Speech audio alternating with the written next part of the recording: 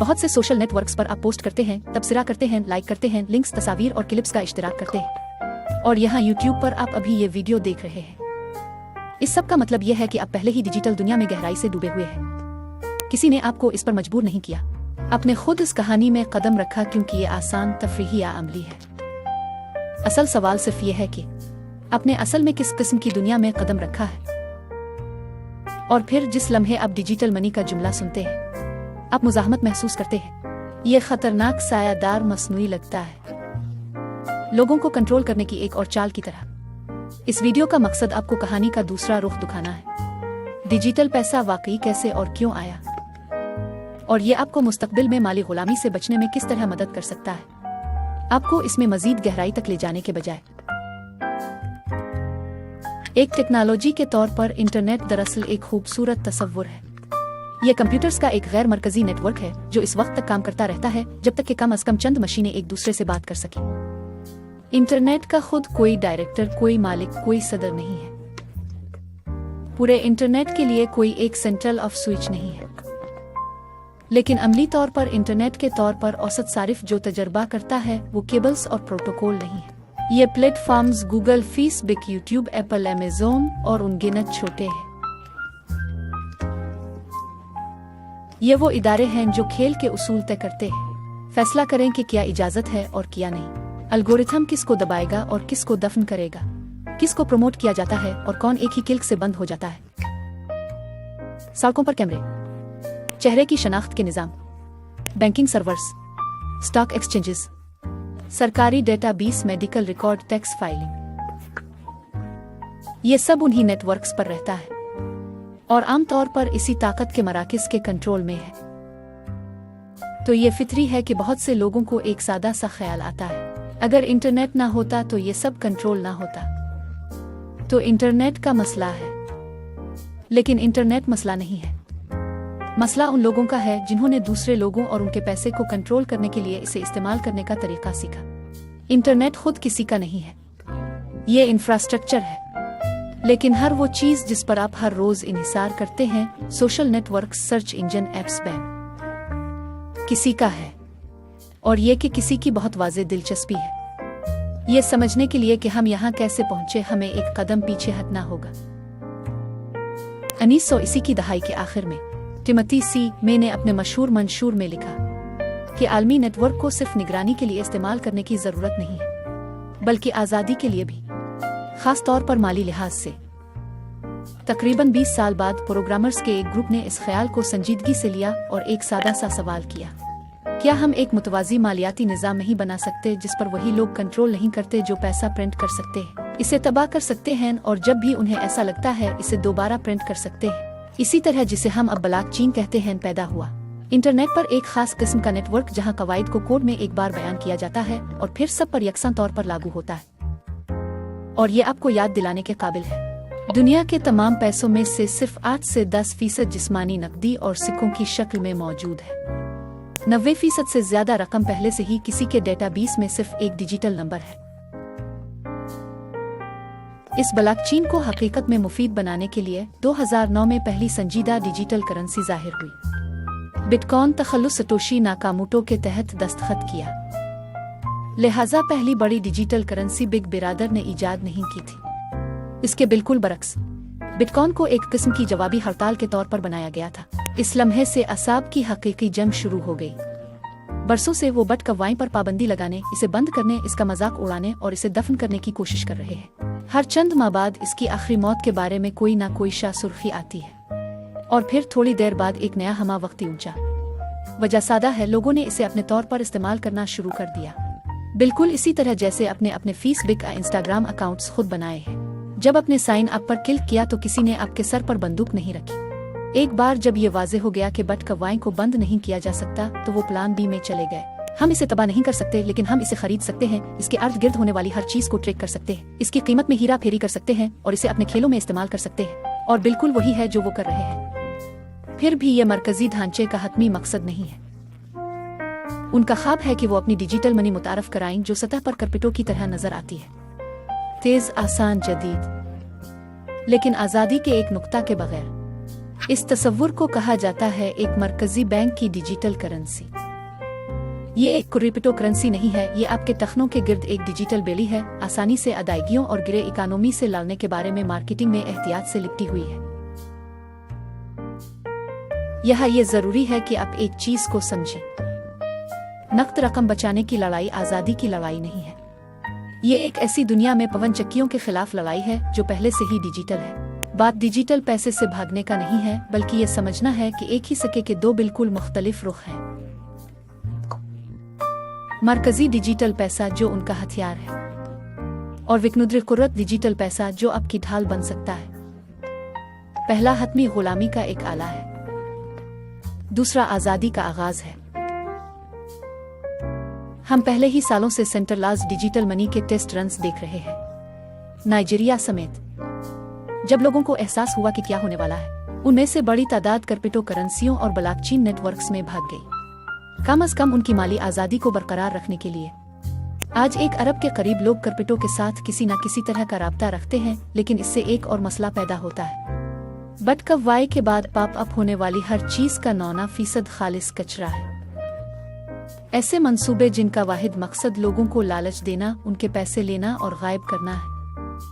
कहानी और को हर इस शख्स के लिए लाजमी पढ़ना चाहिए जो क्रिप्टो में दाखिल होने के बारे में सोच रहा हो। लिहाजा ये कोई ताज्जुब की बात नहीं है कि क्रिप्टो दुनिया में ज्यादातर लोग पैसे खो देते हैं। वो बगैर इल्म के अंदर जाते हैं, फौरी मुनाफा का पीछा करते हैं, मार्केटिंग पर यकीन रखते हैं और उनको जिंदा रखने के लिए अपनी मर्जी के मुताबिक बनाए गए निज़ाम खत्म होते हैं। इसलिए हमें पूरी कहानी को मरकजी तकसीम की लकीर पर वापस लाना होगा। मरकजी बनाम विकनुद्र कुर्रत। फीसबिक एक मरकजी निज़ाम की दरसी किताब की मिसाल है। ये सिर्फ एक प्रोग्राम है जो किसी एक कंपनी की मलकियत वाले सर्वर्स पर चल रहा है। वो सर्वर्स खुसूसी इंतहाई ताकतवर कंप्यूटर्स है जिन्हें दुनिया भर के डेटा सेंटर्स में ग्रुप किया गया है। अगर फीसबिक इंतजामिया ने कल प्लेटफॉर्म को बंद करने का फैसला किया, वो वाकई ये कर सकते हैं। फैसलों का सिलसिला और चंद क्लिक्स और फीसबिक चला गया। वो शायद नहीं करेंगे क्योंकि ये उन्हें अरबों बनाता है, लेकिन वो आपको बिल्कुल बंद कर सकते हैं। वो आपका सफ़ा, आपका प्रोफाइल हटा सकते हैं, आपकी रसाई को खत्म कर सकते हैं, आपके इश्तिहारात को मसदूद कर सकते हैं। जो कुछ भी अपने सालों से बनाया है वो 1 सेकंड में गायब हो सकता है। बदकिस्मती से क्रिप्टो की दुनिया में भी इसी तर्ज का गलबा है। फिनांस एक अच्छी मिसाल है। एक तरफ ये एक बहुत बड़ा एक्सचेंज और ब्लॉकचेन नेटवर्क है जिसका रोजाना तिजारती हजम में अरबों डॉलर है। दूसरी तरफ वो नेटवर्क मुज़क्का खेजी के नुक्ता पर मरकजियत रखता है। सर्वर्स की एक छोटी सी तादाद तौसीक करने वाले पूरे निज़ाम को रोके रखते हैं। अगर वो चंद खिलाड़ी इकट्ठे हो जाएं तो नेटवर्क आसानी से रुक सकता है। इसके ऊपरी हिस्से में आपका अकाउंट बिल्कुल भी आपका हकीकी क्रिप्टो वॉलेट नहीं है। ये एक निजी कंपनी में सारिफ अकाउंट है। आपके पूरे नाम, एड्रेस, आईडी, सेल्फी के साथ खोला गया। आपके पैसे की चाबियां बाइनेंस के पास हैं, आपके पास नहीं। अगर कल कोई फैसला करता है कि आपका अकाउंट मुंजमद कर दिया जाए, एक क्लिक काफी है और अब आपको इस तक रसाई हासिल नहीं है जिसे आप अपना पैसा समझते हैं। मशहूर क्रिप्टो कहावत आपकी चाबियां नहीं आपके सके नहीं यहाँ दर्दनाक हद तक सच है। विकनुद्र कुर्रत क्रिप्टो बटवे बिल्कुल मुख्तलिफ तरीके से काम करते हैं। उन्हें आपके शनाख्ती कार्ड या पासपोर्ट की कोई परवाह नहीं है। आप चंद मिनटों में एक पर्स बना सकते हैं, 12 या 24 अल्फाज का बीज वाला जुमला हासिल कर सकते हैं, इसे लिख सकते हैं और इसे महफूज रख सकते हैं। कोई सपोर्ट लाइन नहीं है जो आपके पासवर्ड को दोबारा तरतीब दे सके। जिसके पास बीज है इसके पास पैसा है। जो भी बीज खो देता है वो फंड्स तक रसाई खो देता है। मरकजी तबादला पर चाबियां किसी और के पास होती है। विकनुद्र कुर्रत वाले बटवे में आप अपना बैंक है। यही वो तनाजुर है जिसमें आपको मोज़ेक चीन को देखना चाहिए। एक ब्लॉकचेन नेटवर्क जिसमें तकरीबन 2000 अफराद की मलकियत 2400 तस्दीक कुनिंदगान के साथ है। उनमें से अक्सर के पास एक तौसीक करने वाला है, कुछ के पास 2 या 3 है, चंद शुरा मजीद के मालिक हैं। लेकिन किसी के पास ताकत का इतना इर्तिकाज नहीं है कि वो अकेले नेटवर्क को संभाल सके या एक तंग छोटे दायरे में।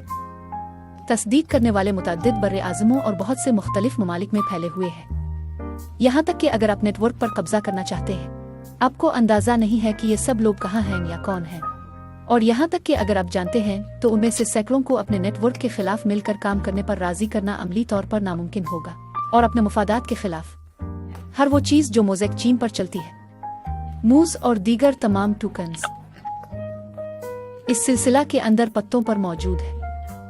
उन पते को उनके मालिकान अपने बटवे के जरिए कंट्रोल करते हैं। मानो में मोज़ेक अकाउंट जैसी कोई चीज नहीं है।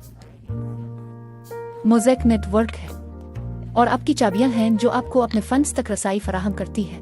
अगर कल मोज़ेक की पूरी टीम गायब हो जाए, तमाम वेबसाइट्स ऑफलाइन हो गई, मार्केटिंग बंद हो गई और प्रोजेक्ट सोशल मीडिया से गायब हो गया, जब तक कम से कम एक तौसीक करने वाला है और जब तक आप नेटवर्क से जुड़ सकते हैं, आप अपना बटवा किसी भी हम आहंग क्लाइंट के साथ खोल सकते हैं और अपने टोकन तक रसाई हासिल कर सकते हैं। यह विकनुद्र कुर्रत का जौहर है, कोई सेंट्रल ऑफ स्विच नहीं है।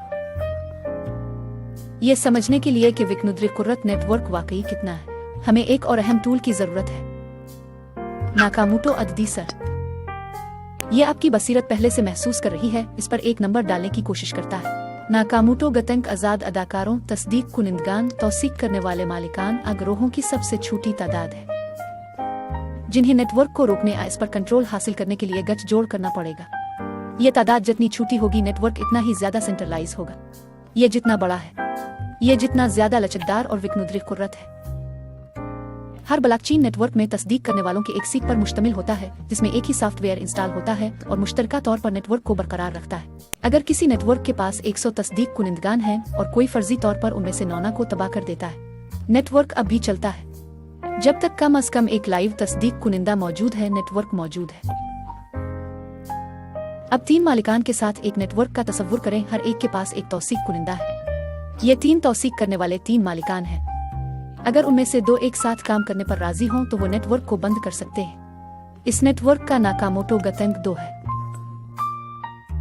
अब एक और नेटवर्क का तसव्वुर करें जिसके 3 मालिकान भी हैं, लेकिन हर एक 1 मिलियन तौसीक करने वालों का मालिक है।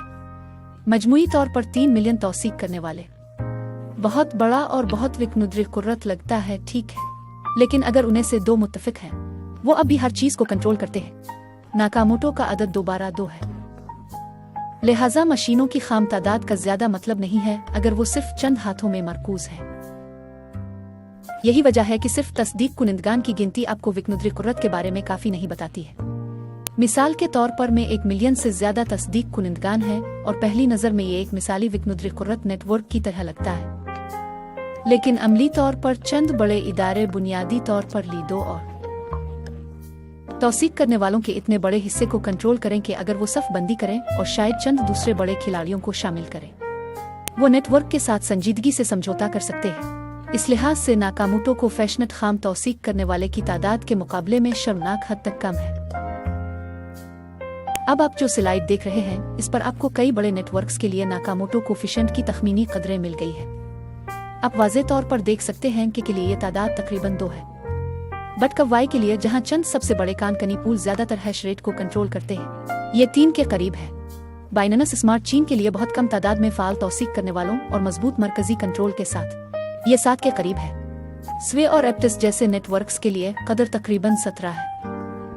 करीब के लिए 18 के करीब, सोलाना के लिए तकरीबन 19, बर्फानी तौदे के लिए तकरीबन 24 और थोरचीन के लिए तकरीबन 33।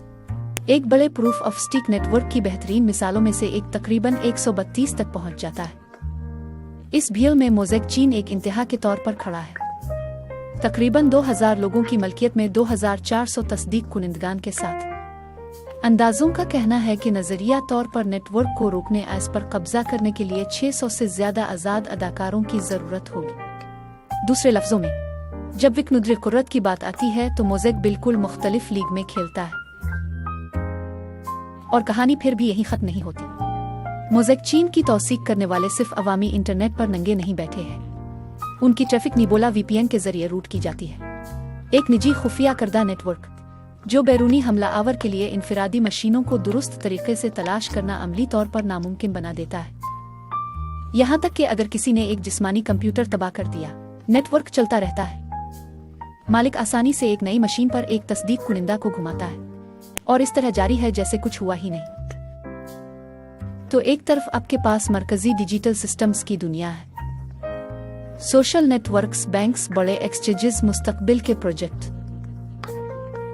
उन तमाम मॉडल्स में कहीं ना कहीं एक स्विच है, कोई है जो आपको बंद करने का फैसला कर सकता है। दूसरी तरफ आपके पास विकनुद्र कुर्रत नेटवर्क्स और बटवे हैं जहां इस तरह का स्विच मौजूद नहीं है। अगर आपके पास किलीद है तो आप फैसला करेंगे। मोज़ेक चीन इस बात की ठोस मिसाल है कि यह ख्याल अमली तौर पर किस तरह नजर आता है। एक ऐसा नेटवर्क जो किसी एक कंपनी के जेर कंट्रोल नहीं है, एक सर्वर अवाहिद रियासत, लेकिन दुनिया भर में हजारों लोगों की तरफ से एक नाकामोटो अदद के साथ जो पिछले तमाम रिकॉर्ड तोड़ देता है। बड़े भाई इस बात को अच्छी तरह समझते हैं। मसला यह है कि ज्यादातर आम लोगों के पास इसमें खोदने के लिए वक्त अतवानाई नहीं है। और फिर भी वो आला जो उन्हें मुकम्मल मालियाती कंट्रोल के निज़ाम से निकाल सकता है वही उनके हाथ में है।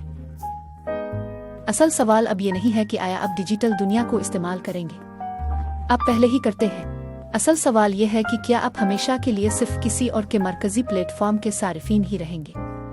आप अपनी जिंदगी का कम से कम एक हिस्सा और अपनी बचत को ऐसी दुनिया में मुंतकिल करेंगे जहां आपके पास चाबियां हैं।